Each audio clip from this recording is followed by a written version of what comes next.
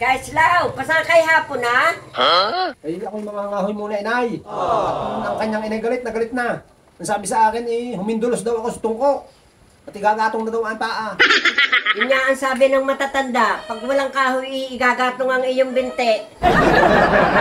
Magkape muna ikaw. Magtimpla ka na.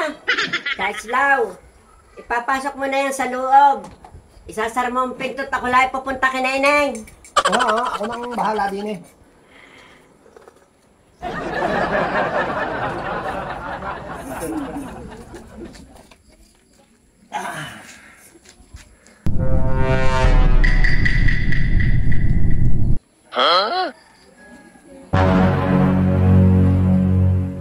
Anong bilis mong mangahoy? Katatalikod ko lang eh. Sibak na eh. Anong kahoyin yan? Yang kwan, inay. Ang tawag dito.